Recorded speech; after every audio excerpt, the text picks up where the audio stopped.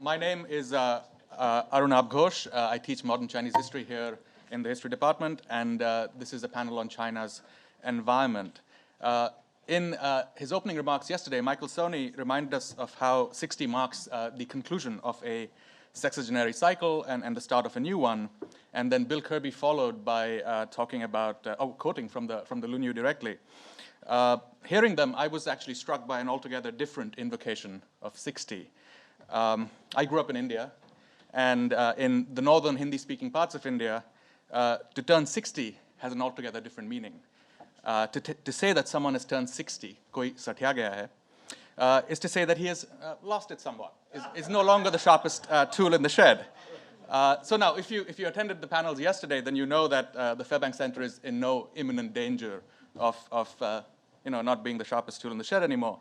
But I think sort of this external non-Chinese reminder of the various connotations of 60 does point out that the importance of being alert and staying sort of on our toes at all times, not sort of slipping up. And of course, to be alert and proactive is perhaps also the exact attitude we need to take with regard to the subject of today's panel, or this panel in particular, which is the environment, which I don't think has figured as prominently in China studies until somewhat recently. And yesterday's panel, several panelists yesterday actually already touched upon various aspects of China's contemporary environment, in particular through discussions of energy use and climate change. Both, as you'll recall, both Dale Jorgensen and Kelly Gallagher gave us a sense of the ambition with which the Chinese state is approaching their, and if we're entirely honest, our sort of environmental challenges. And then I was also struck by Ed Steinfeld's talk, where he spoke about the kind of aspiration and ambition that he saw across China today. Of course, I am a historian, so I like to think looking backwards, I guess, more than just looking at the contemporary world.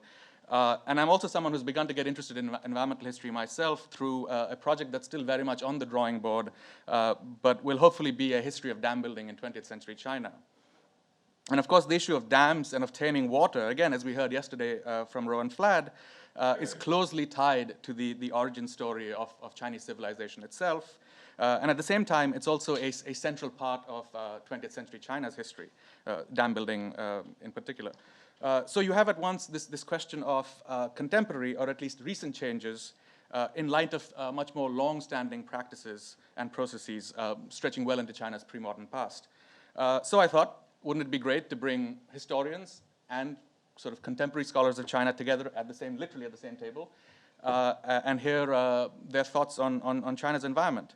So the result is this panel in front of you, and I'm tremendously grateful for the four of them to have agreed to be a part of it. Before I introduce them very briefly, I'd like to point out two other things that are, I think, characteristic of the Fairbank Center. One has been remarked upon a fair bit yesterday, which is interdisciplinarity, and you see that here. We have two historians, a geographer, and a climate scientist. But the second, I think, is also quite significant, and it has been somewhat less remarked upon, and that is the Fairbank Center's international character. So in front of you, you actually have, I think, Ireland, Canada, China, and India all represented on the panel. So our first speaker will be Brian Lander. I guess we can stay this way. Our first speaker will be Brian Lander, who is a ZIF Environmental Fellow at the Harvard University Center for the Environment. He is an environmental historian of ancient China who uses textual, archaeological, and paleological sources to study the human impact on the environment of ancient China. One of the things that he has specifically worked on is the environmental transformation required for the formation of large centralized bureaucratic states. He received his training at Columbia University and has spent several years at various universities in China, working, as I understand it, primarily on reading Qin and Han era documents. Next year, he will join Brown University as an assistant professor of environmental history. Next, we'll hear from Zhang Ling, who is an assistant professor of history at Boston College. Ling is an environmental, economic, political, 3 words hyphenated, historian of pre-modern China.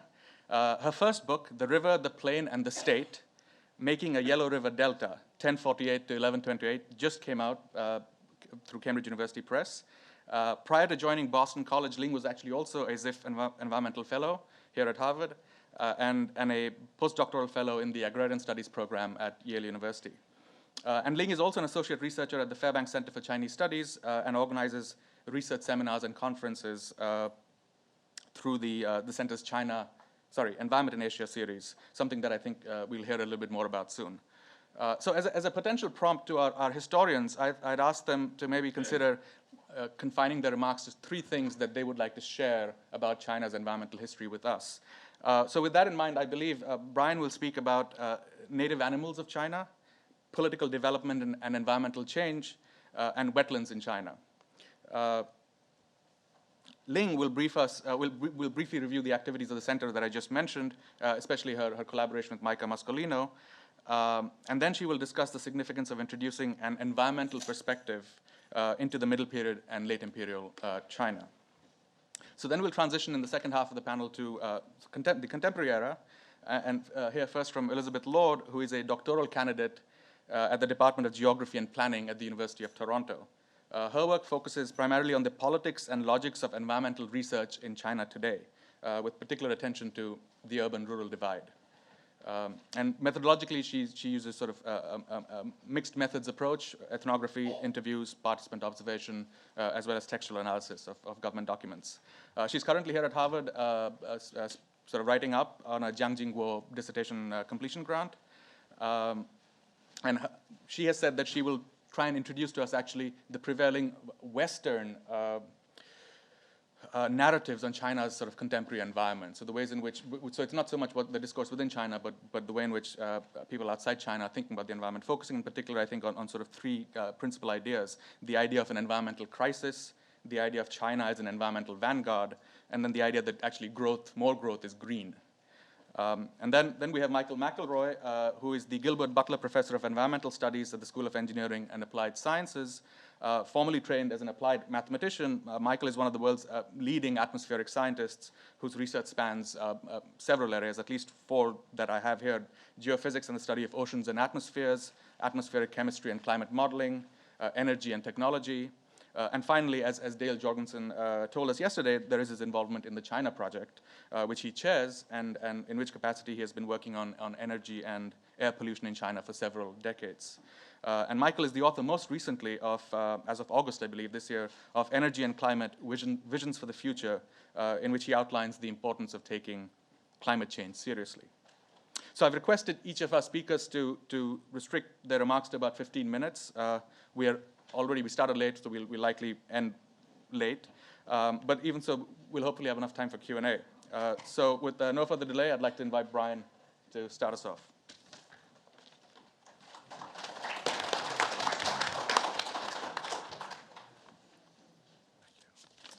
All right, so I'd like to just thank Arunabh and the Fairbank Center for having me here. This is a great opportunity. So today I'm going to introduce kind of a caricature of my research into the environmental history of ancient China. So, of course, most of the discourse on China's environment is about contemporary problems, such as air pollution, soil pollution, water pollution, and so on. And of course, I lived recently in Xi'an, and this is a picture I took myself, which is why it's crooked. And so I'm not going to deny that these are very serious problems, but I think it's important to realize that the environmental problems in China go back a long way, and they go back to prehistory, the human impact on the natural environment. And so that's what my research is about. Now, the study of ancient China's environment is something that didn't really exist until recently, primarily because of a lack of evidence. But in the past few decades, we've had a huge amount of new evidence coming out. First of all, the Chinese government has spent absolutely massive amounts of money on science, and this has resulted in lots and lots and increasing volumes of environmental science on ancient climates, ancient vegetation, animals, and so on. So much so that it used to be rare to find anything on this, and now it's impossible to keep up with the literature. Secondly is archaeology. During the construction boom of the past few decades, massive amounts of things have been excavated of various kinds, which provide a whole series of different types of information on environment and other aspects. And the most important of these, from my research, are texts. So hundreds of thousands of strips of wood and bamboo have been excavated from ancient China, and often the ones I'm most interested in are administrative and legal texts, which are often records of very small areas. So we have these detailed records of local areas that we didn't have before. So there's a lot of things that we can now understand about ancient China that we just didn't know before. One of the main sources, I mean, apart from texts, are things like fossil pollen and climate science, and also animal bones. So, of course, if we want to understand the animals of ancient China, bones are one of the best things. So I'm going to sort of briefly go over the reconstruction of ancient environments by talking about animals. Now, of course, the basic thing are bones, but we also have things like poetry. So this is from the Book of Odes, and it's a record of the Zhou king going out and hunting and killing a buffalo. And recent research has shown that the buffalo that they were killing were not the ancestors of the water buffalo that are now in South China. Those were actually brought over from India. In ancient China, there were wild, very massive wild water buffalo that are now extinct and have been, this was a contribution to this extinction. And if we look at other things, for example, bronze ritual vessels, you can see that these buffaloes are all over them. So just to zoom in, this vessel has a buffalo head on the top, another buffalo head on the lid, and another one here. And so by combining all these different types of evidence, we can figure out all the different types of animals that are essentially native to North China and would still be there if it wasn't full of people. And so this is my reconstruction of the native mammals of North China. This is not including all the little ones, like rabbits and voles and whatnot. So there were wild water buffalo, wild horses, wild cattle, known as aurochs, rhinoceros, 7 kinds of deer, tigers, leopards, bears, and so on. And so you can imagine if you went back to China 7,000 years ago, to Xi'an or Zhengzhou, you would have seen lots of animals and not so many people. So that's one part of my research. Second part is the political ecology of the Qin Empire. Now, as everyone here knows, Qin essentially established the imperial system in China, and so the question of its impact on the environment is primarily relevant not for the brief amount of time that Qin actually existed, but for understanding the logic of the Chinese imperial system and what contribution over 2,000 years of its existence it has played in the transformation of the Chinese landscape.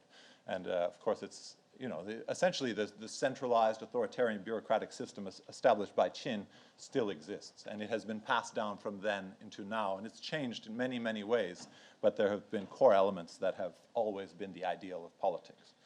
And of course, the way I can study these is through these tens of thousands of new administrative documents from the state of Qin. So this is a inventory of registers. So it's a list of the things that a small government office in rural Hunan had lists of. And so this is just an example of all the different types of information we now have about the Qin political economy and about the political ecology of the empire. Livestock, laborers, sheep, and so on. So we now have a really good idea of how the energy and the resources of the empire actually worked. Now, I'm just going to summarize. This is essentially my dissertation, which I'm turning into a book. So I'm going to summarize the main arguments. So the central thing is that the Qin Empire was an agrarian empire. Its income came from extracting surplus resources from agriculture. So its main way of increasing its power was to increase farmland. It put a huge amount of effort into colonizing new regions, moving people into them, and also at the local level, just encouraging the expansion and intensification of farmland. Secondly, it built infrastructure that facilitated the movement of people and resources and reorganized the hydrology of large areas. So these include things like highways. Qin also, of course, connected the first Great Wall across the north and built large irrigation projects and so on. So these, in the aggregate, played a huge role in the transformation of the environment. Thirdly, it mapped out and exploited natural resources and tried to protect them from overexploitation. So we now have maps from the Qin era, and we know from other texts that there were lots of projects to find minerals in particular, but also wood and things like that. Okay, so I'll begin with number one, farmland. So this is a satellite image of the Guanzhong Plain in Shanxi, just west of the Qin capital at Xianyang. And this white line in the middle there is about 132 meters. 132 meters corresponds with the standard width of a Qin field. And what this means is that the Qin layout that they established in order to redistribute land is still visible in the landscape in some areas. And, I'm not going to say this is all of North China, but there are areas where you can actually see that it's still the Qin and early Han measurements. In other places, it's the Tang measurements. But in any case, the field systems that are in place are often remnants of that. Secondly, this is, as you can imagine, tigers are one of the only animals that regularly eat humans.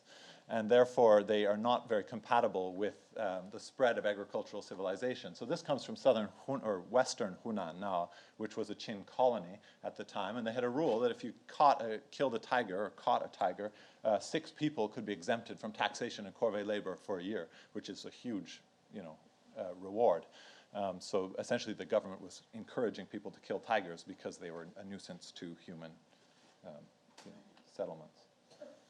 So now I'm going to talk about labor and about the construction of these large works. This is a 19th century image, but you can see that this would have been very similar in some ways to what was going on in the Qin and Han empires, which is every adult male had to do corvée labor every year.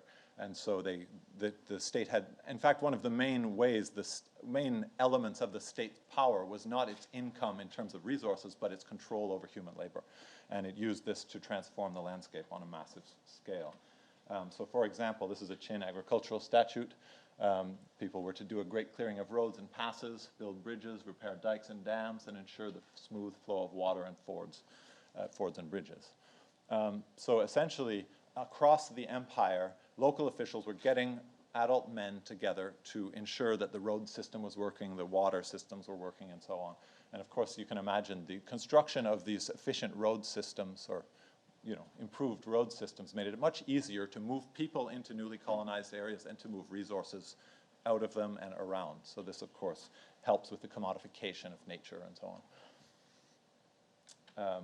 And of course, there's the famous Irrigation Works. So this is a 20th century map of the Dujiangyan system in the Chengdu Plain. So in the 4th century, Qin colonized the Sichuan Basin and established this irrigation works that is now a World Heritage Site. It's essentially still in use.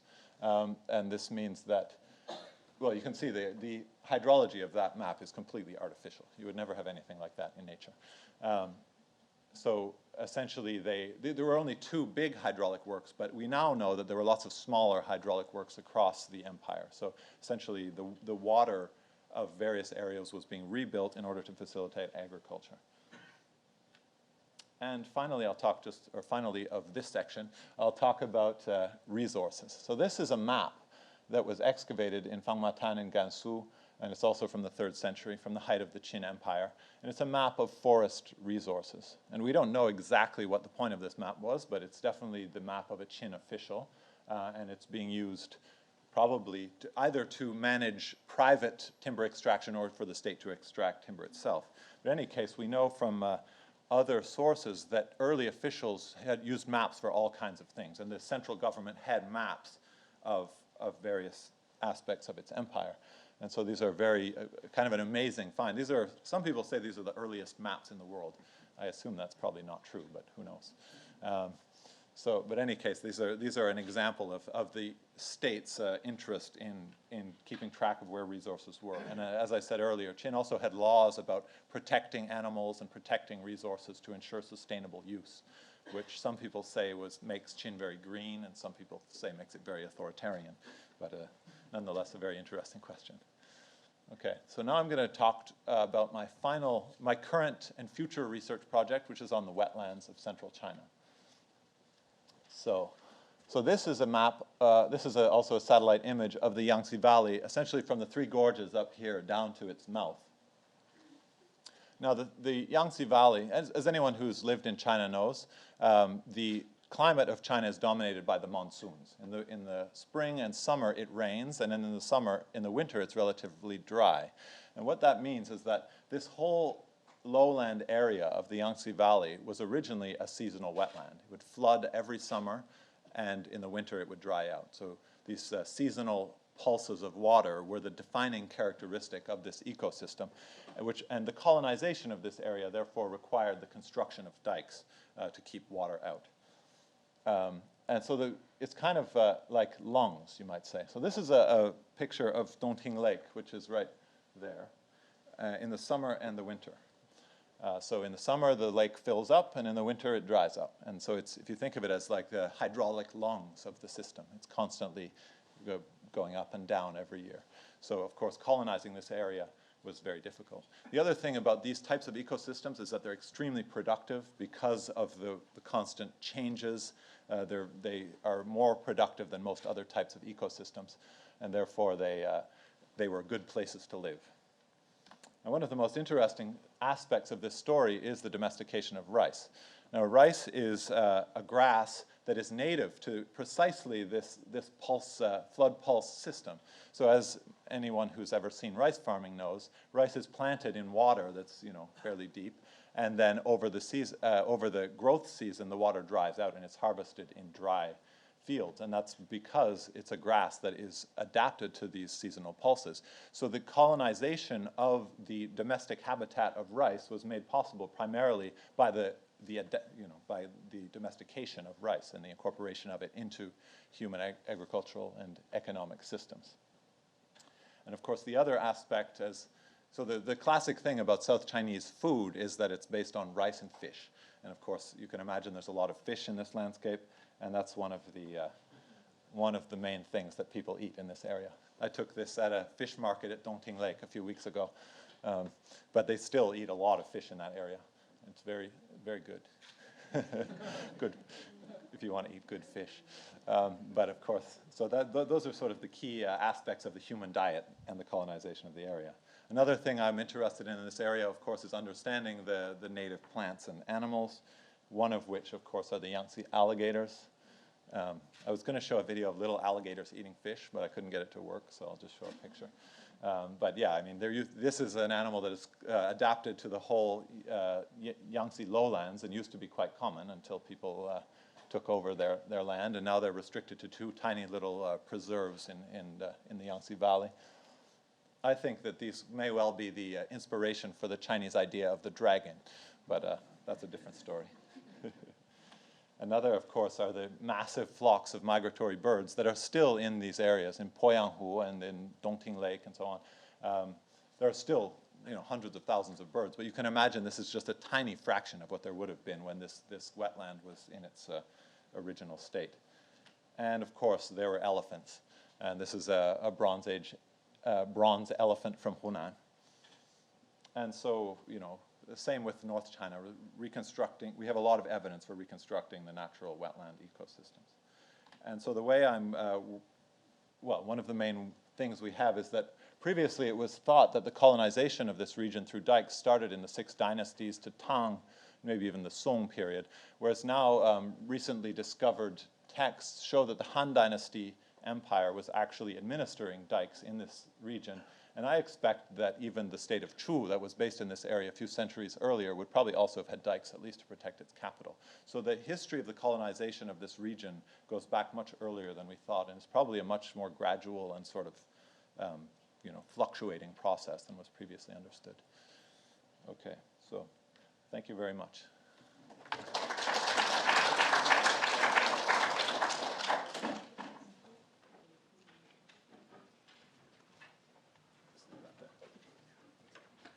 I don't have a PowerPoint, so I'll be just sitting down here comfortably. My name is Ling Zhang. I'm teaching history, Chinese history, especially pre-modern China at Boston College. For my personal research, I study the history of environment, economy, and politics for middle period China, mainly the Tang Song period. My talk today is mainly to celebrate Fairbank Center as the enthusiastic supporter and, in my opinion, a future leader for interdisciplinary environmental studies for China. I would like to talk about that based on my personal experience working for the center's environmental agenda.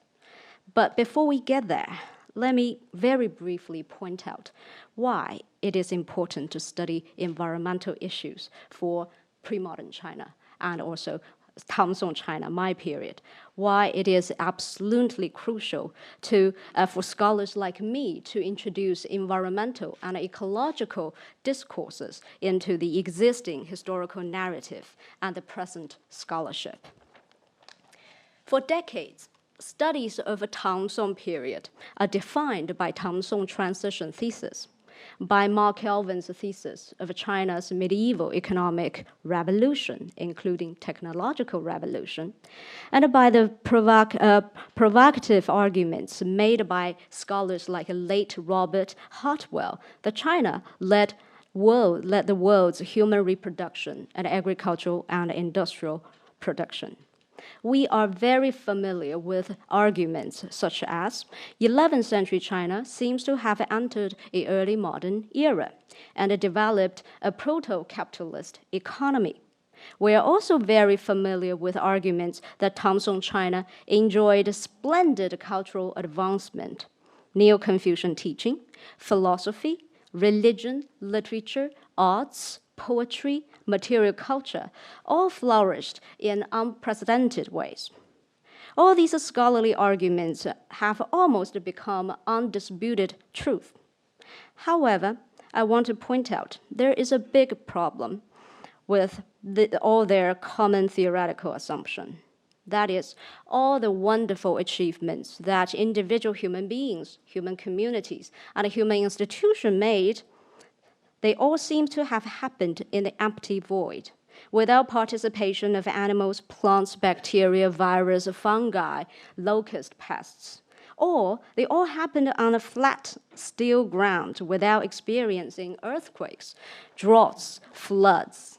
Environmental entities are completely absent from existing scholarship, which for decades have portrayed Tang Song China a complete human-centric and a human-only world. To be fair, the entire pre-modern studies has been portrayed in the exact same way. But we know now the making of history and the making of the world are not only human affairs. Environmental entities and processes, such as Hurricane Matthew, which is happening right now, or like extreme weather conditions, like the historic snowfall in Boston 2 years ago. I remember how hard I shoveled snow again. They introduce tremendous instability to the seemingly stable, prosperous human society. To study the Tang Song China, just like to study contemporary China, one has to go down to the depth of the earth and go down to the dimension of the air and the space. Only so, one can see how environment acts upon human societies in both grand and minute ways.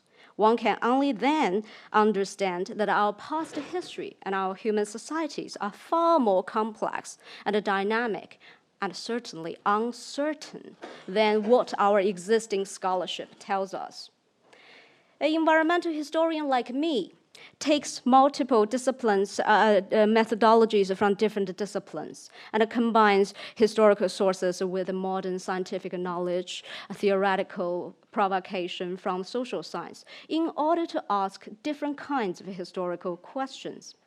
My kind of research seeks to shake up the physical landscape of historical China. When we realized that our ground was shaking, rivers were shifting, and forests were disappearing, then everything else based on them, the Tang Song transition thesis, the medieval economic revolution, the growth, the prosperity, will all tremble or perhaps collapse.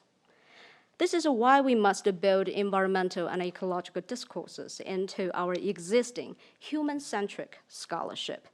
It will force open our conventional scholarship, our conventional scholarly assumptions for reinvestigation and reintervention. I shall not go to the details of my research, but if you are interested in my personal work, maybe you should persuade your library to buy a copy of my book. Sorry for this shameless self-advertisement, but I think I can use some extra royalties. Based on my personal research experience, I would like to say that Fairbank Center, a world's leading institute for Chinese studies, extremely open-minded and supportive to new ideas, to different ways of studying China, and to young scholars like me who's extremely keen to study China from very unconventional perspectives. When I first arrived at Harvard in 2009 as a ZIF environmental fellow, that's just mentioned, at Center for the Environment, to which Michael actually is a founding director. Fairbank Center generously offered me office space for 2 full years. Those 2 years were crucial to the formation of my research. In fall 2012, after spending a year at Yale, and I returned to Boston, started teaching at a Boston college. At the Fairbank Center, again, graciously and generously accepted me as an associate in research. My intellectual agenda and the development became even more closely attached to Fairbank Center and its own agenda in 2012, when Michael Muscolino, a colleague of mine and a historian of modern China, visited Harvard. Receiving support from the Center's former director, Bill Kirby, Michael initiated a research series called Environment in Asia. I was involved in the series from the very beginning, helping out, watch the series to grow. From fall 2013, after Micah left, I took over the series, and ever since I served as its convener. The Environment in Asia series is right now in its 5th year, and I'm very happy to say I think it's growing very strong. During the past years, the Fairbank Center, its directors, Bill Kirby, Mark Elliott sitting there, and Michael Zoli, they've been extremely supportive to this unconventional research series. Here, I want to give you a very brief report on what we've been doing and what I envision to do for the near future. The Environment in Asia series began with 5 standalone seminars, mainly given by Chinese historians. But when I began to organize the series, I decided to make 2 intellectual moves. First, to make it interdisciplinary. It cannot be just historians sitting next to each other, talking to each other about all the things that they know. To study environment, we humanist scholars should at least try, even if we don't really understand, to listen to and learn something from our environmental scientists, such as Michael sitting there. Second, we have to go beyond China, or to put it in a better way, to bring in non-China specialists so we can learn from them how they approach environmental studies. And also we can tell them that we, China specialists, have great ideas and great materials to offer to the global environmental studies. Let me give you an example the kind of things that we did. So last year, we spent an entire year discussing organizing a large-scale conference, a symposium, which focuses on resources. And I remember a lot of conversation actually happened between me and across a discipline boundary with the China project, led by Michael, and actually with Chris Nielsen. So we talked a lot about how historians of pre-modern China and environmental engineers could sit down, what kind of a common language, a common agenda could we found. And I spent a few months actually doing fundraising. And Harvard has been extremely generous to an outsider like me. I'm no longer on Harvard's payroll now. But based on Fairbank Center's initial investment, we received generous support from China Project, from Chris, from Michael, and from Harvard Yangtze Institute. And a combined funding with the money I can get from Boston College, we actually arranged a 3-day conference, which focused on resource studies. For this resource study symposiums, we got more than 30 scholars from anthropology, sociology, history, literature, all kinds of fields sitting together to tackle issues like coal, electricity, pig farming, or even we use often in this conference, this is a trigger warning from me, we talked a lot about shit. How to take shit out and absorb in. This is kind of a humanist scholar have to engage the physical material world we live in. So this conference generated very good outcomes. Actually, there were multiple graduate students, not only doing China, some of them study China, travel all the way from New York State, Florida, Washington, coming here to join us. And we also attracted attention from non-China scholars. For instance, Donald Worcester, the prominent American environmental historian, the previous president of American Society for Environmental History, was there with us. And James Scott from Yale University, Sterling Professor in political science anthropology, studying his field is mainly Southeast Asia. He was there with us as well. So it was a really interesting event. Based on that kind of thing that we did, we decided to move on. So this year we are very, very lucky. East Asian Complete Professor Karen Thornborn now is the director of Asian Studies, right? And she's now launching a Harvard Global Institute plus environmental humanity initiative. So under her leadership and together with my expertise, and we've just welcomed the very first environmental humanity postdoc at Fairbank Center. So we are going to together make this year an extremely exciting environmental study year. So for those of you, if you are interested, please follow our event on the Fairbank Center's website. The first thing I can tell you is we will welcome a British Malaysian environmental photographer to Fairbank Center to organize a exhibition here. And very likely we're thinking right now to screen some environmental film. For instance, the recent film about coal industry made by prominent director Zhao Liang. So there are a lot of things going on, but please follow us. So we welcome your support. So everything looks great. I want to conclude my talk then by inviting you to think of these two questions. What's next? What's our vision? What's the future? Many of us in this room did not experience those old days. We're sitting here to celebrate the 60s, the birthday for Fairbank Center, but we did not experience the 60 years. We did not have the fortune to meet John King Fairbank. I myself is the grandchild generation of Dennis Tritchett, across the pond in the old Cambridge. And I had the fortune to spend some time with him, and I even went to his funeral memorial. But a lot of us, young generations, we do not experience that. But we are here. We wanted to know what's going to happen to the Fairbank Center in its next 60 years, and to the young generations like us associated with it. Time has changed. The major issues in the world have changed. We're no longer in a Cold War era, when the Fairbank Center was founded, when geopolitics and international relations dominated intellectual conversations. We're no longer in the 1980s and the 1990s, when studies of China were mainly about Chinese reform and economic miracle. And I'm one of the Chinese generation who benefited from the miracle. I was born in the reform era as a Chinese citizen. But now we are here in 2016.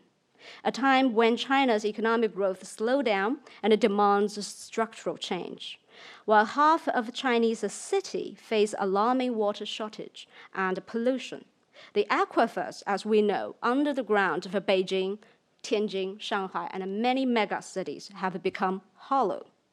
China's sky is rarely blue, as Brian just visually showed you.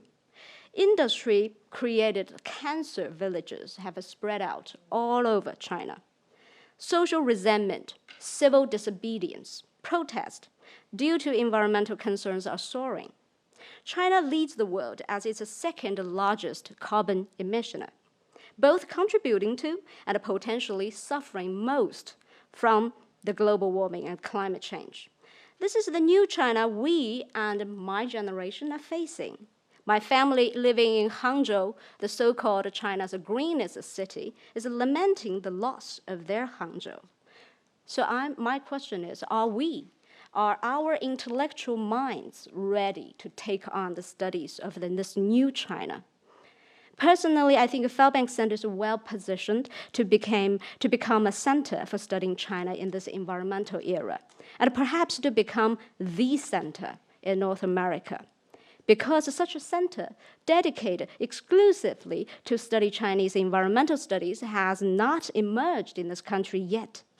This morning, the panel on culture talked about study Asia, study literature, and studying arts are disciplinary minorities. For those of several of us trying to do environmental studies in the traditional territories of humanity and social science, we are micro-minorities. We're the very first generation. But within the next 5 and 10 years, the intellectual landscape is going to change.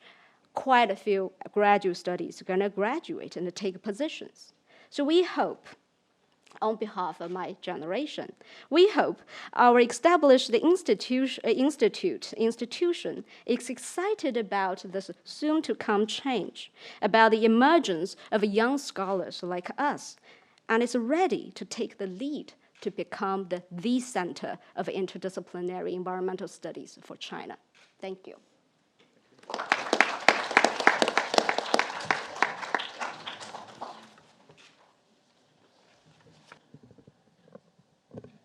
Okay, so it's a pleasure and an honor to be here to celebrate the 60th anniversary of the Fairbank Center. And thanks, Arunabh, for inviting me to be part of this amazing event.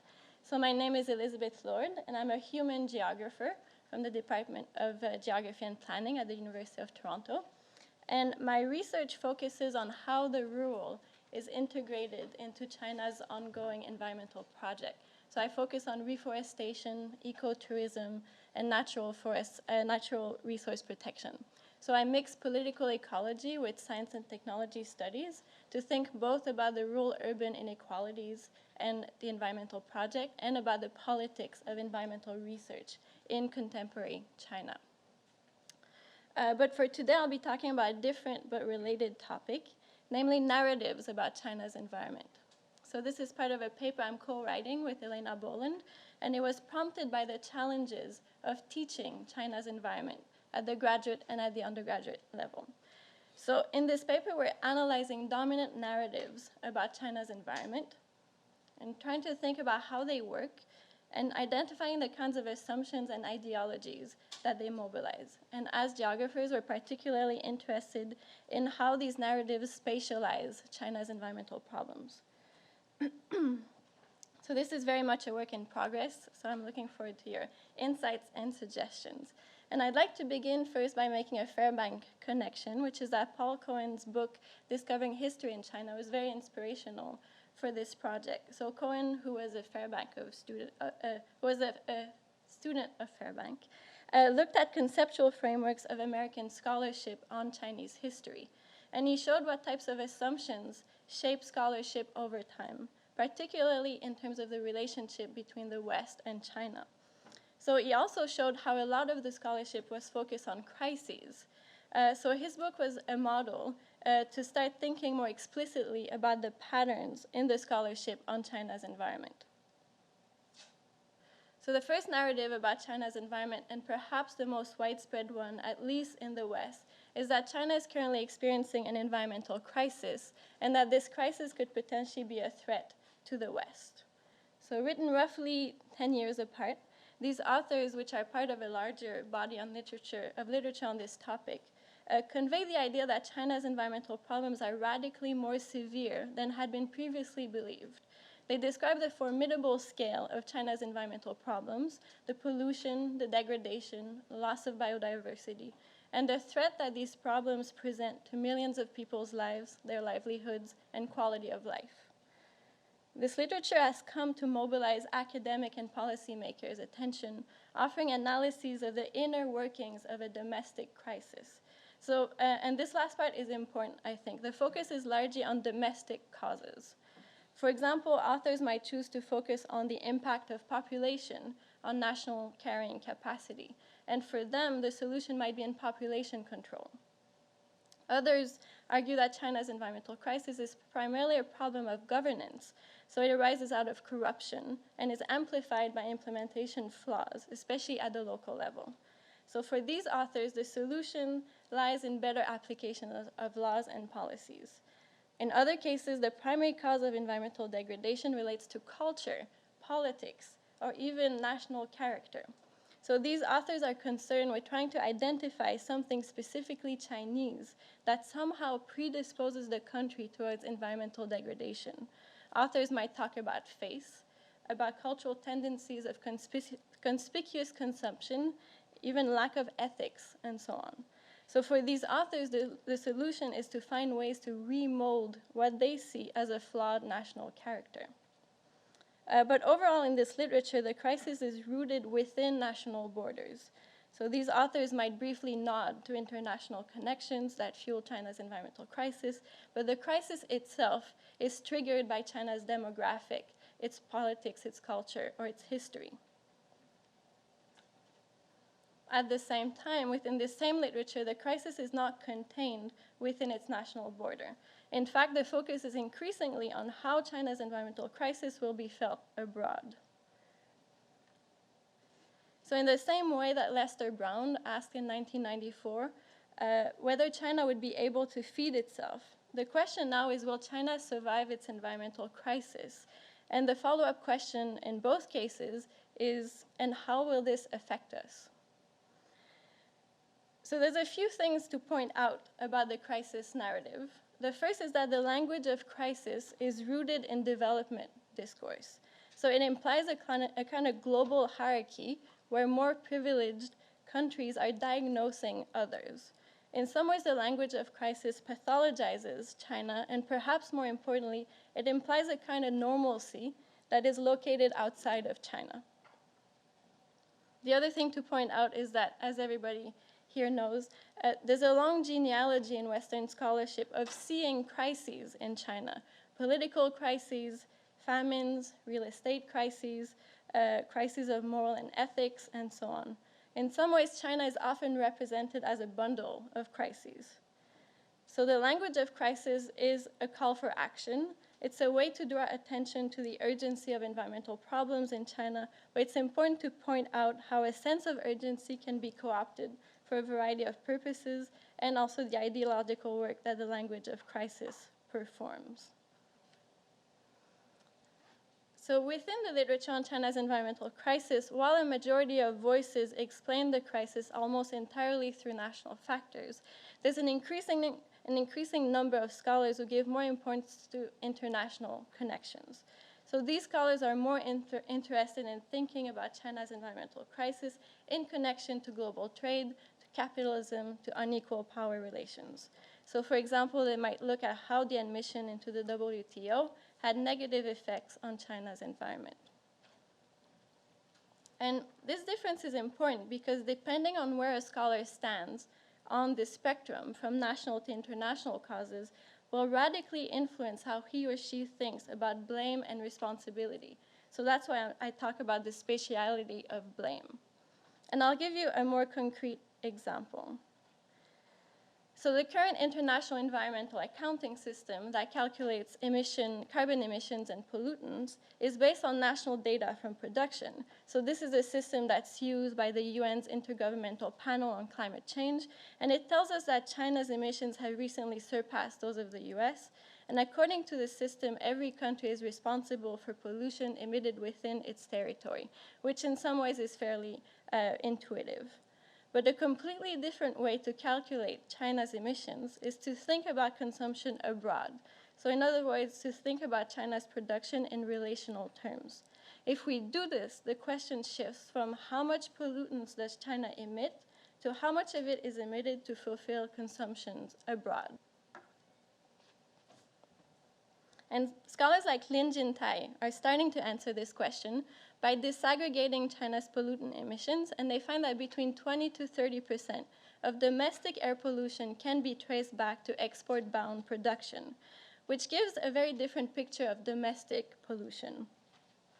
And we can imagine if we could account for water pollution from clothes exports, chemical pollution from computer export, and even pollution from recycling Western products, and so on, that China's environmental crisis would suddenly become a lot less solely Chinese. So scholars who internationalize China's environmental crisis argue that current environmental accounting methods have not caught up to the realities of globalized trade. And this is also the reason why the Chinese government has promoted a consumption-based accounting system.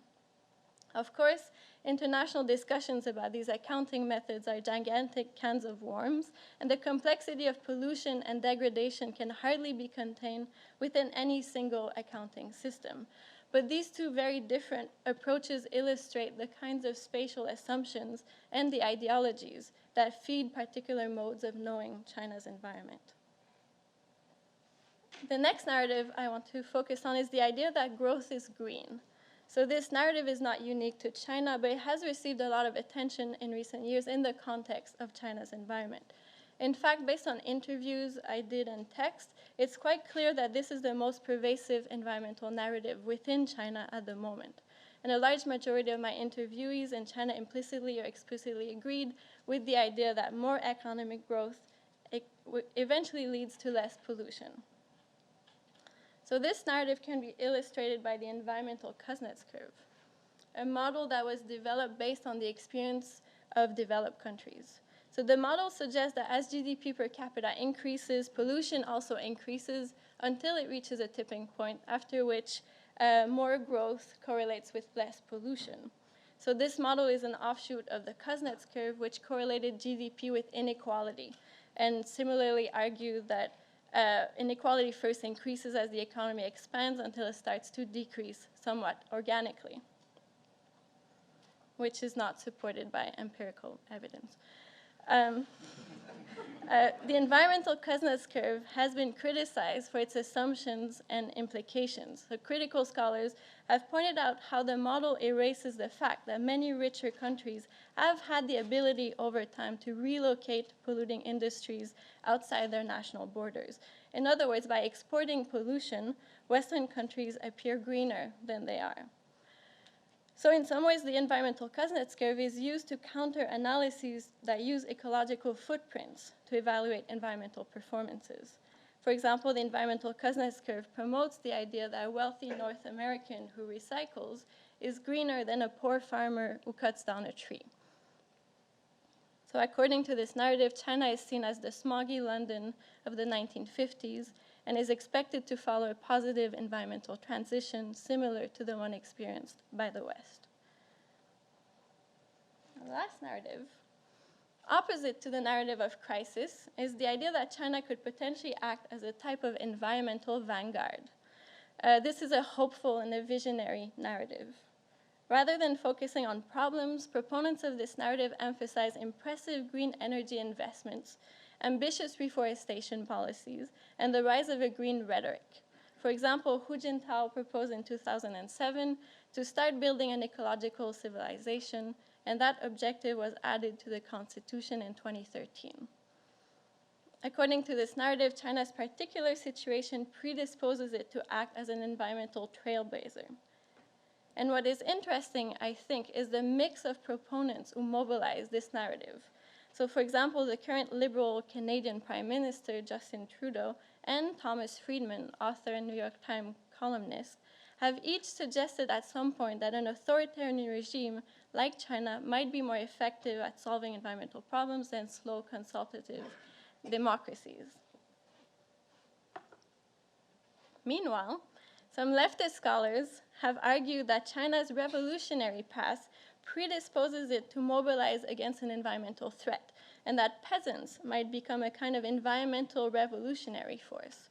So eco-Marxists in China and abroad argue that capitalism is what fuels inequality and the destruction of nature, and that China's Marxist legacy opens the possibility of a green and a more equal society. In the policy realm, China's government is promoting an ecological civilization that will rely on rapid technological improvements, massive scales of environmental interventions, and market mechanisms to try to value nature more appropriately. In other words, depending on whom you ask, China's prospect as an environmental vanguard hinges on techno-triumphalism, the prospect of green capitalism, a peasant revolution, or on the idea that an authoritarian regime will be more capable than a democratic one to implement real environmental change. So although they cannot quite agree on the details, people from a variety of backgrounds are contemplating how China could potentially make a positive environmental difference at home and globally. So Cohen's book emphasized that conceptual frameworks are important to study because they predefine the parameters of our analyses. So what I've tried to do today is start thinking about the kinds of assumptions and parameters that shape scholarship about China's environmental crisis, how the crisis is spatialized, and how scholars are imagining a green China, whether as a vanguard or through green growth. And like Cohen, I think that these narratives have real material effects on the type of data that is gathered, what information is emphasized, and what is perhaps made less visible within contemporary scholarship on China's environment. Thank you.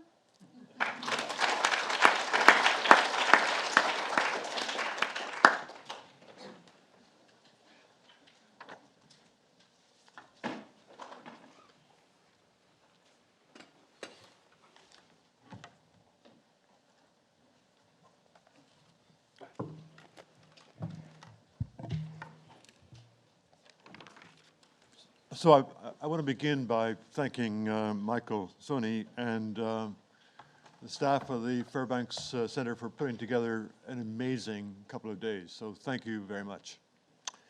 So I thought I'd begin by saying a little bit about since there have been multiple references to the China project, I thought I'd begin by giving you a little bit of the history of the China project. It's been a going affair at Harvard for more than 20 years. The history goes back to former President Neil Rudenstein. When Neil took office, one of the challenges that he saw facing his role as president of Harvard was that Harvard was a very decentralized organization. I mean, Faculty of Arts and Sciences, business school, law school, schools didn't interact. There was no real effective interaction between schools. And Neil appropriately thought that it was a really important thing to work to resolve this. And his strategy in doing that was to try to pick a few themes that might engage people from across the university. And one of the themes that he picked was the environment. And he asked me if I would chair this organization, which I was, of course, delighted to do. And as we started to think about how to do this, environment is a very diffuse topic, obviously. It was clearly a very good idea to try to focus more on a specific aspect of the environment.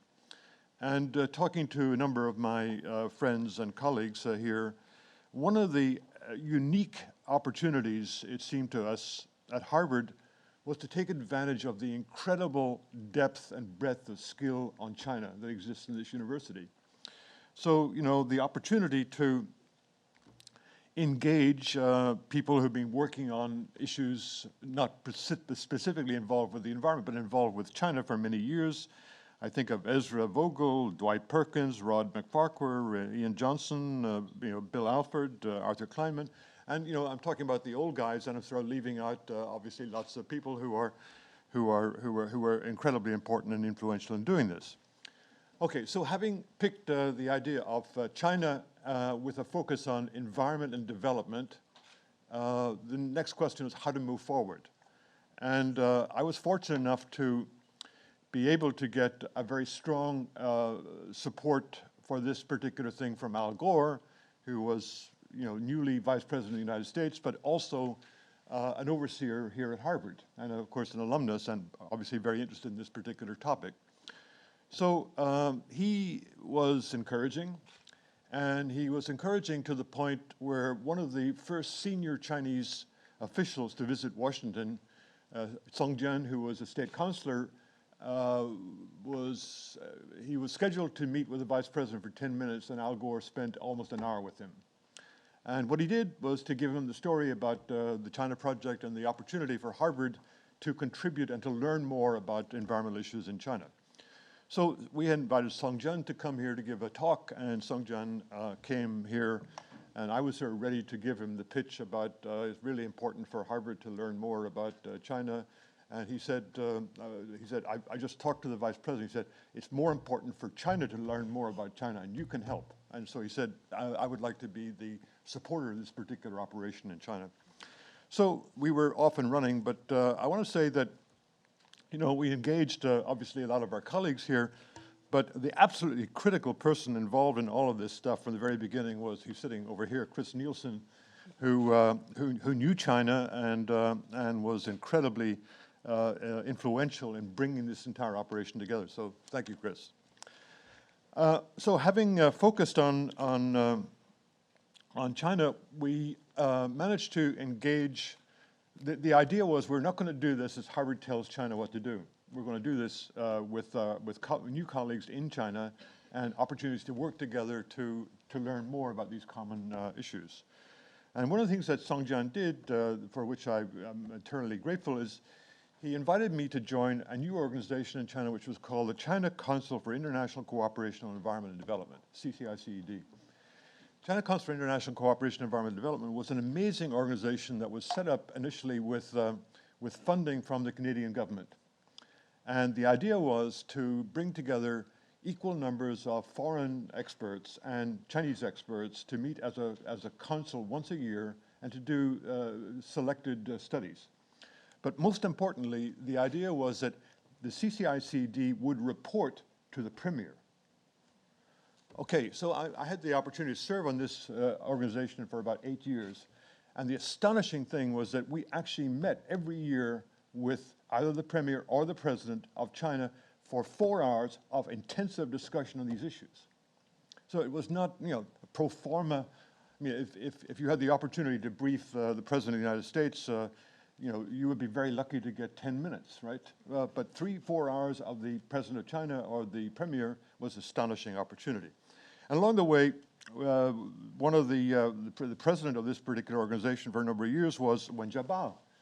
And Wen Jiabao, when he actually invited the Harvard China Project to come and brief him on what we were doing and to answer for our sins. So this was actually a very exciting and interesting opportunity.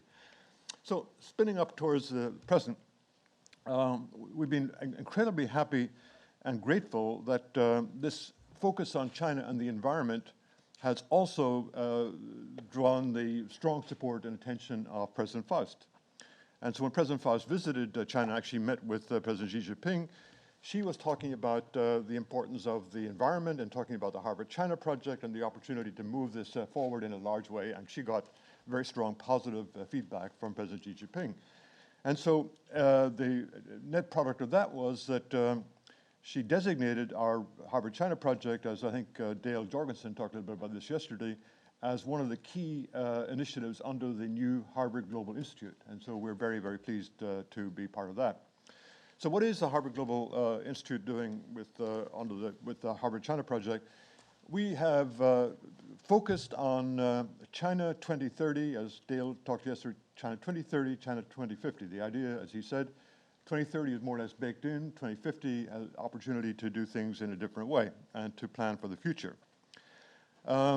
We have had a focus, again, Kelly Gallagher yesterday talked a little bit about this, I think, historic meeting between President Obama and President Xi Jinping in, a couple of years ago now, where they came up with this joint proposal to limit future emissions of greenhouse gas in order to address the climate issue.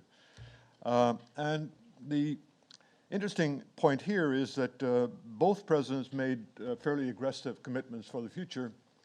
And I would like to just make some comments about that. I think that maybe I don't share Kelly's, optimism about how easy it's going to be to meet these particular challenges. So to first of all, sort of mention the problem for the United States. When President Obama made his commitment, what he was doing in terms of reducing emissions by 2025 relative to 2005, what he was doing was extrapolating emissions over the last number of years from 2005 as the base year forward. So to make things very simple, there are two major sources of CO2 emissions in the United States. Sort of equally important, more or less. One is transportation, driving your car, and the second one is generating electricity with coal and natural gas. So if you want to reduce emissions, you have to continue a trend that he was able to look at that particular time. That trend looked favorable. Why? Favorable because in the case of transportation, gasoline prices were $4 a gallon, and people were actually driving less. And we also had aggressive steps taken at the federal level to improve the fuel efficiency of automobiles. That was really very good. Okay, the other factor that was actually influencing the declining trend was the fact that natural gas prices were suddenly dirt cheap. The United States was awash, literally, with natural gas from the shale revolution. And so when you look at that trend and try to extrapolate it forward, I'm a little pessimistic about the transportation sector, for example. People are driving more now because gasoline is $2 or in some sense a gallon, not $4. And so the concern about this has actually sort of more or less disappeared. And in the case of the power sector, yeah, I mean, can cheap natural gas continue? And substituting coal, removing coal and replacing with natural gas, that's good, but it doesn't actually solve the problem. It doesn't get you to the point where you really have to decarbonize the future economy. Again, President Obama's commitment was by 2050, we're going to reduce emissions by 83%. Okay, how do you do that? So it's a tough problem, but in this book it was mentioned, my last chapter was actually an optimistic view of how we could actually do it in the United States, so long as we had the political will to address these things. So let me say a few words about the situation in China. What China's commitment is to essentially develop its renewable non-carbon sources as rapidly as possible. So investing in wind, solar, hydro, nuclear, and with the objective of by 2030, getting to the point where I think it's 20% of primary energy comes from non-fossil sources. Okay, that's a very ambitious challenge. It must be said, though, even if the challenge is met, Chinese emissions of CO2 are going to go up towards 2050, towards 2030 significantly. And China, already the largest emitter, is going to be an even larger emitter of CO2 in the future. So it doesn't actually really solve the problem of trying to address the issue of climate change in a serious way. Now, the other part about this that some of my colleagues, Jin Chen, who's sitting here, has been working on recently is there's some interesting contradictions between what China is doing. China is investing very significant resources in these renewable resources, wind in particular, and nuclear. But at the same time, paradoxically, the demand for electricity in China is beginning to plateau, presumably reflecting the changing qualities of the economy. Now, as the demand for electricity is plateauing, think of we're pushing more renewables into the system. And you would say, in the best of all worlds, coal is going to disappear. I mean, instead of generating coal being 80% of the primary energy source, you will not need to use coal to generate electricity. However, the fact is that what's going on at the moment is that China is actually building more coal-fired power plants. And so if you look just a little bit forward, the fact is that if you're going to do all these things, these coal-fired power plants that are going to be essentially idle, or they're going to be sitting there generating electricity extremely inefficiently. So there's a very serious issue about how do you deal with the economics of this particular problem. Okay, let me sort of finish by saying a few very brief words about what the climate issue really is. There's been a focus, I think, for various reasons. Politicians in particular like to have one number to look at. So global average surface temperature has been that number.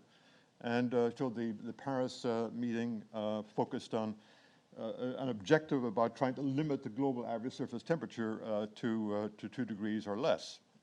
Well, I don't think that the global average surface temperature is really the issue that we should be concerned about. What we really have to be concerned about is the weather changing in a very serious way, but more specifically, there's no question in my mind that you can anticipate more energetic storms, bigger storms. When it rains, it may rain more, but somewhere else it's not going to rain at all. So more floods, more droughts, and that's exactly what we're beginning to see all the way around the world. And the secondary consequences of that is that if you have drought, as we've had in the western part of the United States for a number of years, then there's a little flash of lightning, or somebody goes out and smokes in the wrong place, and suddenly you've got a forest fire that's out of control. So, and then you burn all the vegetation, more CO2 goes into the atmosphere, and when it rains next time, you're just washing away the soil. I mean, there's serious, serious problems that are involved here, and they're involved also for China. So, final thing is that we've been looking in our group about the opportunities to develop wind resources in particular, and hydro also in China. And it turns out that there are very interesting climatic feedbacks that are involved here that we're only beginning to focus on at the moment. So one that we focused on, we had a visiting student here, an undergraduate actually, who spent a couple of months with us in our lab. And he did a little study with Jinyu Chen on looking at what the potential for wind would have been in China over the past 39 years, because we happen to have a very, very good meteorological database that we've assembled for 39 years in the past. And to my great astonishment, I didn't expect any really exciting results from this. The result was that the potential for wind over that 39-year period in China has been going down. So then you sort of figure out, why is the wind going down? And you sort of begin to realize that what's happening is that in winter over northern China in particular, it's been getting warmer over the last 39 years. And as somebody mentioned earlier, it's the Asian monsoon that really determines the meteorology of this particular environment. And the Asian monsoon is driven by the temperature difference between the continental area and the ocean. So the continent is getting warmer, the ocean is getting warmer more slowly, and so the difference is decreasing, and so the wind is decreasing over this particular period. So an interesting feedback here is that you want to generate more electricity with wind in order to address the climate problem, but the climate problem, the warming, is actually causing you to get less electricity from your investment in wind. And this is something that I don't think anybody has appreciated this issue until now, and we're pretty interested in pursuing that some more. Final thing I want to mention is that one of the other major objectives of the Chinese government's policy at the moment is to develop the hydro resource. Okay, it's very important to realize that most of those great rivers in China actually originate in the Tibetan Plateau. In fact, that's true also of most of the great rivers that go into Southeast Asia. I mean, the Brahmaputra, the Mekong, and so on. China's ambition is to harness a significant fraction of the total physical potential of those rivers to generate electricity from hydro. Okay, and so then you start thinking, okay, what is actually going to happen to the water balance of Tibet under a warming climate? Is it possible that in fact the warming climate will in fact reduce the potential for hydro? Maybe it won't, but we need to know. And climate models are not good enough to make a real prediction of the future. So I'm hoping that we'll be able to actually look at the past and sort of try to see what the variability in the past really was in these great rivers. And so this panel is particularly relevant to some of those issues to get a sense of maybe what are the factors that control the water balance of that particular area. Finally, I really believe that this is we're at a critical stage of human history, in my opinion. I'm older than 60. In the sense that we're really facing a world that is increasingly interconnected. What happens in Beijing or in Washington instantly has an impact somewhere else. I mean, what happens when Mr. Trump takes a trip in a car to Hollywood, that has an influence also. I mean, so the idea that we're living in an interconnected world, and it's not just the climate issue that makes it interconnected, it's the fact that commodities are interconnected, prices of grain, agricultural commodities, and I'm concerned that we really need to work together to address these issues. If the world is going to retreat, as I'm concerned is happening in some major countries at the moment, into sort of nativism and sort of, we're okay and the hell with you, that is going to be a really, really serious problem. And I really am concerned about the trends that I see happening in our country, but also Brexit and other Eastern European countries, and hopefully that we're going to be able to deal with these things. And I really do believe that the challenge for the amazing resources that are brought together through the Fairbank Center, this is an opportunity for us to actually learn from each other, and I'm looking forward to that very much. So thank you very much. Thank you.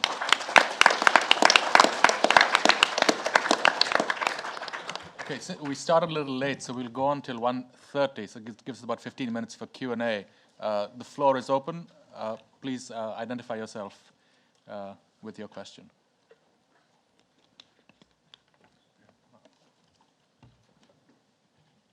Mark Elliott, Vice Provost for International Affairs. I wanted to, this is a great panel and shows, I think, the power of the interdisciplinary approach that has been, if not pioneered here, certainly championed here at the Fairbank Center. My question is the following, and I'm inspired by Elizabeth Lord's fantastic, in the literal sense, fantastic China Dream slide with I'm not actually sure what that landscape was supposed to be. I said it was supposed to be beautiful, I guess, and it's the future. Right, exactly. So, that's a state-sponsored image, and we know from Brian's presentation, and also from work that Ling has done, that the state has always been very active in interventions with the environment in all kinds of ways, and we see this today. Mike's presentation on the importance of state actors on the Chinese side as well as on the American side to make things actually happen and try and change things. So the question is indeed the green dream of authoritarianism being good for the environment one that we should put some, how much faith should we put into that, and how much should we be looking instead or alongside that at markets, which nobody really talked about very much just now. But which I think there is a big Chinese bet certainly going on in markets as well. So I'm just your thoughts on the historical trajectory of heavy state, what we've heard anyhow, state sponsorship or state involvement here, and whether this is where you think the future lies for the environment in China and for the rest of us. Thank you. Just maybe two things I would say to that. The first one is that the state, in my research, I look at the politics of environmental research, and what I find is that the state is multiple. So I look at the Ministry of Environmental Protection, and I try to understand the different institutions within the ministry and what they work on and how they sometimes have different goals. And so it's hard to sometimes differentiate what the state, I mean, it looks often like it's a uniform project, but I think there's a lot of divisions and debates and changes going on. And the other thing is to think about how it changes over time. So one question I've been having is that Hu Jintao and Wen Jiabao were a lot more involved, it seemed like, than previous leaders, and it's not clear whether they were not maybe more involved in environmental issues than the current leadership as well. So that's one question I had for other panelists, was what they think Xi Jinping, what's his position on the environment, or whether he's just more concerned with other things like fighting corruption, or is he going to continue in that trajectory of caring for the environment that was kind of started with the Hu-Wen administration. So that's one thing. And markets, maybe you're better able to comment on. I was impressed with some of the comments that Dick Cooper made yesterday when he talked about the supermarket with how many things, products, and how can you run that big supermarket from the top down without having the people in the intermediate levels sort of involved in some sense. And so, my concern would be here that there really is a role for government. I mean, you can't let it just fly on its own. In the case of the United States, for example, it is true that wind generated electricity is not becoming competitive with other sources. It's cheaper than coal, and it's competitive with natural gas. But if we're actually going to use it in an effective way, government has to be involved, because the wind doesn't blow all the time, and we have an electrical system that is largely disconnected from coast to coast. We have 3 independent electric systems in the United States. We need to have a national way in which we can bring the wind-rich area of the country into contact with the high electricity demand areas in the coast, in both coasts. And in the case of solar energy, I mean, the solar energy that we have is abundant in the Southwest, but we need to be able to bring that to the market as well.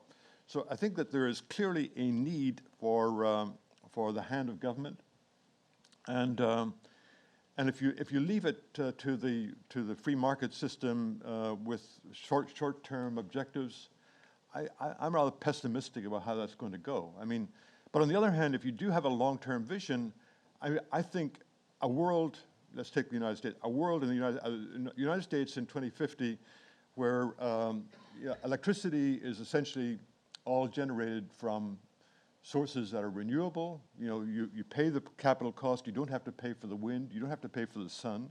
So essentially electricity prices in a stable situation could be relatively cheap.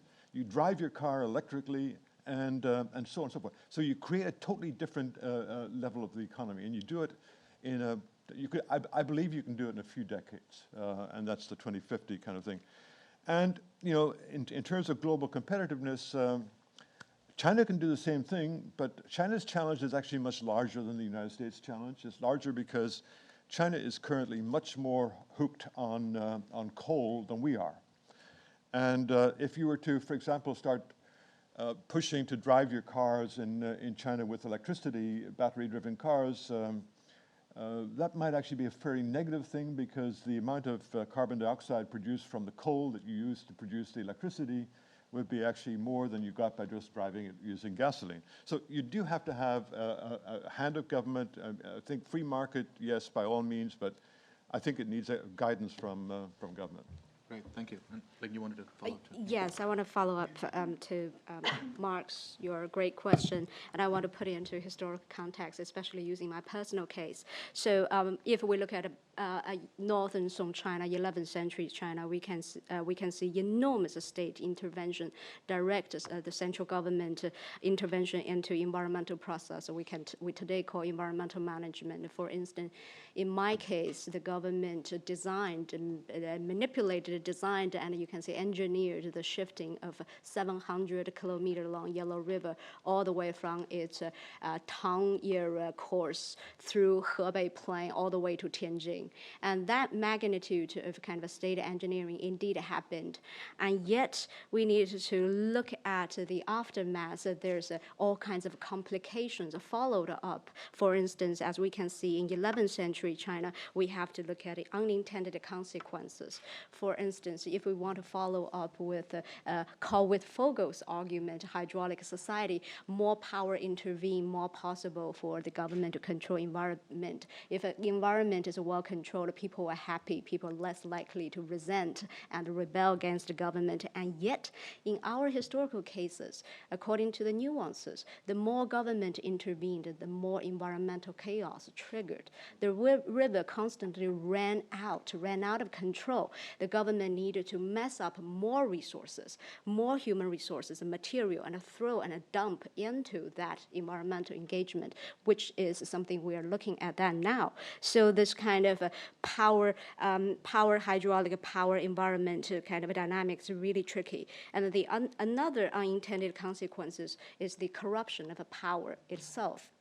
More environmental control, more environmental chaos actually served as some kind of a punchline, constantly corrupt the centralized state power. It is in this process of very active, diligent environmental management, we began to see the state power diverged into different camps, different groups. More and more corruption start to show up. The other issue is, a lot of states, if you look at a pre-modern state, the one issue is how to get out from this power and environment kind of entanglement, when to disengage, when to divest.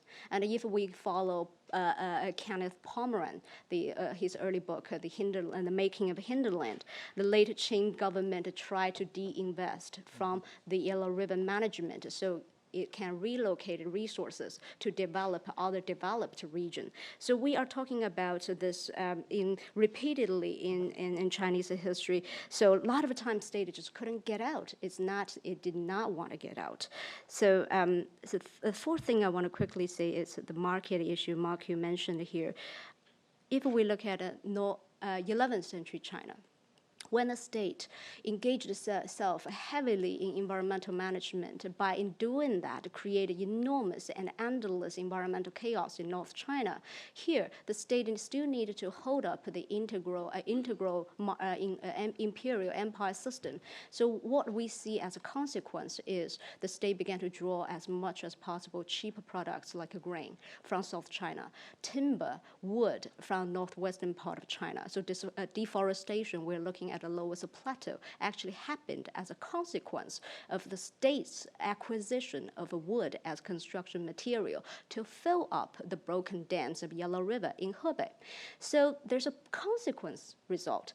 That is, when we talk about Tang Song transition, economic revolution, the revolutionary development of Yangtze River Delta, the draw was the poverty, the environmental chaos in North China. The more negative consequences happen in North China, the more state tried harder to hold the empire together, the more goods shipped from South China, more revenue generated for South China. Then we're looking at regional inequality here, injustice here, the unbalanced development, exactly the same thing we're looking now today. So some regions benefit from that. But you're going to say in the long run, what's going to happen to Yangtze River Delta when that imperial system broke down? The state no longer able to invest in Hebei, invest in Yellow River. Nobody needs cheap grain from Yangtze River Delta. So sort of like a case study to respond to your question. Thank you. Brian, do you have anything to add since Yes. everyone else has I have a little case study. So a good example of markets would be the examples of rhinoceros. So in the Zhou dynasty, rhinoceros were essentially native to all of what's called China proper. By the end of the Zhou dynasty, they had essentially been wiped out from North China because their horns were valued and their skins were valued as armor. And so what happened then was that the markets started to take care of this, and so the highways built by Qin and Han going into the south essentially opened up the ability of people in the south to kill rhinoceros, cut off their horns, and send them up to North China where they could fetch high prices.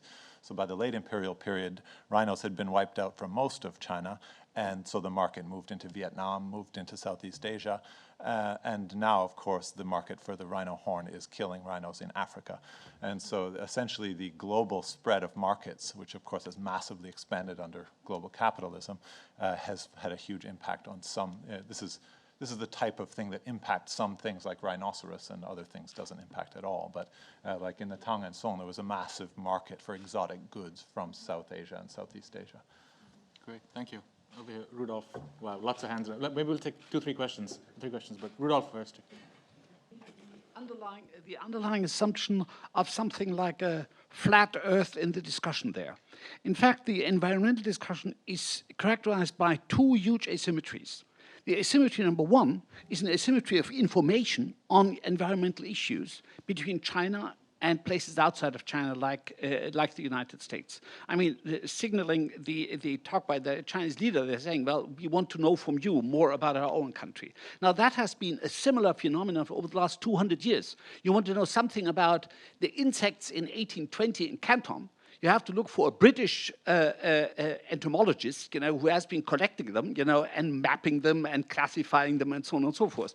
But there is another element to it, and that is an artificial point. I remember talking to Fei Xiaotong, the sociologist, in 1980, and asking him, well, I have in my hand a 1973 handbook on environmental pollution in Peking, which is some of the best things I've ever seen in my life. Namely, you had on a 100 square meter grid wind drifts, and then it's sort of in the off wind from a certain polluting plant, you would have increases of crop calf, in the schools in the off wind day. This kind of a detail you could do there. I mean, I looked at the German cancer map. Forget it. I mean, this is on a huge scale, no specific information. And then he told me, and I asked him, why is that not made public? And he said, what do you mean won't make public? We would have a riot straight away. So that information has to be kept under lid until we have solved it, and then we can make a report, it has been solved, And that, I think, is one of the big problems, that the knowledge you have here, in part via technology, in part via research, on Chinese environmental problem, beats those available in China itself, and that is even true for the discussion itself. The green literature coming out in China is actually tipped off, by somebody who was married to an American woman. He has started writing here, has saw it first here, and then he started this green literature. So I think this kind of a huge asymmetry of information is a marker of the entire thing, and that increases the difficulty of solving these problems. And I don't know how you're dealing with that. Great, thank you, Rudolf. We'll take a few more questions. Right in front of you, actually, Rudolf. Yeah. Thank you all for the great panel. My name is Connie. I'm a student at Northeastern University across from the river. As a student of politics and economics, it seems that there's a dichotomy between fossil fuels and renewable energy. China is one of the biggest investors of renewable energy, but on the other hand, it seems that not until we're running out of fossil fuels, we're going to stop investing those hard traditional sources of energy. So my question goes to all of the panelists about what's it going to take for the government to reconcile those two sources of energy, and whether the pressure is coming from the government only, or is the international community exerting pressure as well in light of COP21, COP22. Thank you. Thank you. I want to give a chance to people on this side if there's anyone on the left-hand side. If not, then we'll go with the gentleman over there. Okay, my question is for Brain Calendar. Okay, you give many factors that polluted environment in ancient China, but there are lots of civil wars that polluted the environment in ancient China. Okay, you can take that into consideration in your lecture. Okay, that's my advice. My question is, from the perspective of environmental history, how long is the environment cycle in general? Okay, based on that cycle, can you give some comments or predictions that how long it will take China to go back to the former clean environment? Okay, thank you. Great, thank you. So very quick responses, I guess. We've got a few minutes more. So who would like to go? That's obviously to Michael. To your question, Professor Wagner. So lack of information, maybe I have two little case study, if I can talk about them. One is in interview, someone was showing me this map of cadmium pollution in the soil that was very, very precise that his graduate student was working on, and it had the details exactly of where cadmium content was exceeding by way too much the accepted standards. And he was telling me that he couldn't publish this article, but maybe he could in English if he translated it. So it felt very frustrating because this information was what you would need to know to be able to move to the next step, which is to solve soil pollution. And recently, soil pollution has been kind of opening up more. So the government is more comfortable gradually to talk about soil pollution. The other mini case study is from the Imagine his his NGO, his environmental NGO called Institute for Public and Environmental Affairs. And what they did is to start mapping industrial pollution and the main companies that were the most polluting.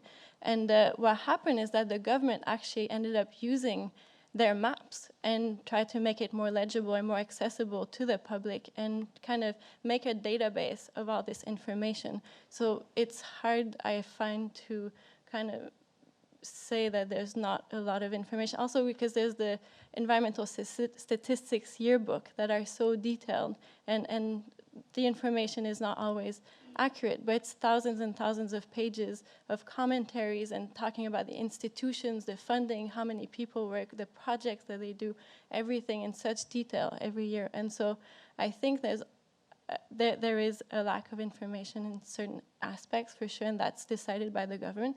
And there's also this like wonderful abundance of environmental data that's out there.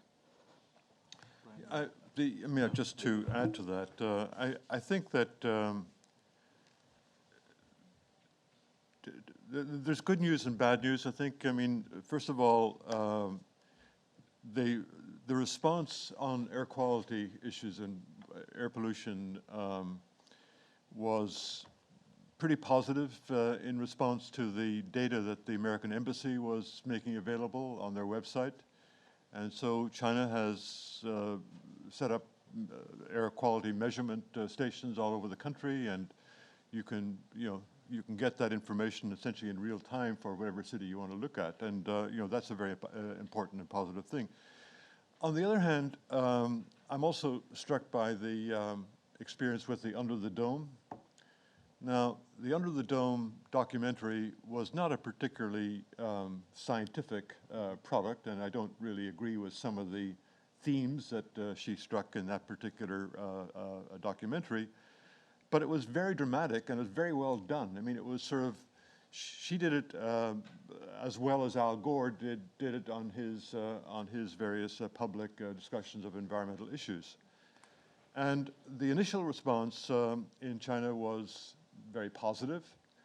The president of Tsinghua, on his way to become the new minister for the environment, compared this to Rachel Carson's contributions to environmental consciousness in the West. And then it became viral in China. The number of people who saw it, who watched it, and what happened? What happened is the government stepped in and closed it down. So, I think it really is important to have open discussion of issues. And then, if in fact there was misinformation, as I think there was in that documentary, wouldn't it be much better to actually have a free discussion of what might be wrong and how you might do it better? I would like to see, and on the positive side, I think that the fact that Obama and Xi Jinping had that particular announcement and their cooperation is really a positive thing, because it means we're not any longer sort of pointing the finger at China and say, you're the bad guys. We are both the bad guys, and we have to work together in order to address these issues. That's a good idea, and I would hope to see that happen more extensively in the future. Having said that, when it gets to local pollution problems, not just air quality, but water quality or food quality, then obviously that's a very, very politically charged issue.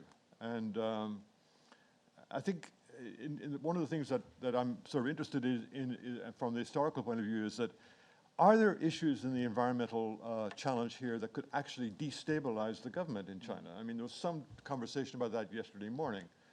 I would like to see more conversation about that and done in a historical context.